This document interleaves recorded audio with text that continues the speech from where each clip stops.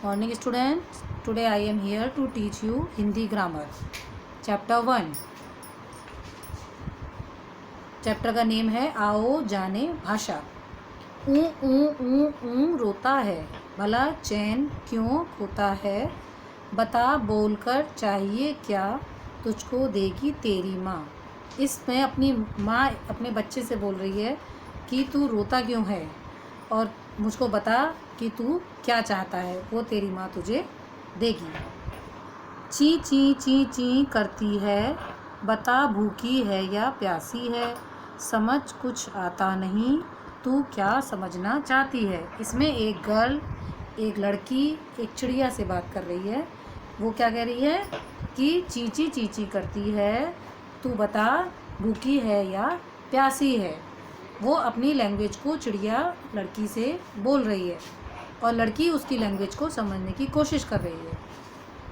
बच्चा और चिड़िया बोल नहीं पा रहे हैं, इसलिए कोई उनकी बात को समझ नहीं पा रहा है। दूसरे शब्दों में कहें तो उनके पास भाषा नहीं है और भाषा के बिना अपनी बात को समझाना कठिन है।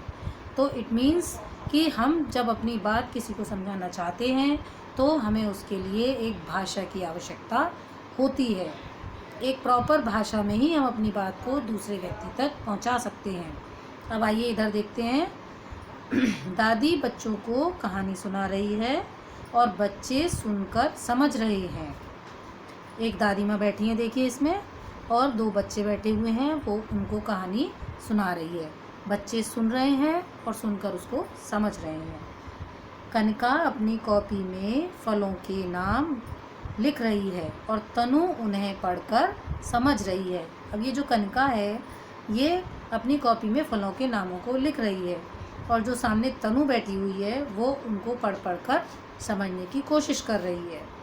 तो यहाँ इनके पास भाषा है, इसलिए अपनी बात को सरलता से कह और समझा रहे हैं। दूसरे उनकी बात को आसानी से समझ भी रहे हैं। तो बोलना, सुनना, लिखना, पढ़ना ही भाषा है। Is it clear to you? भाषा क्या होती है?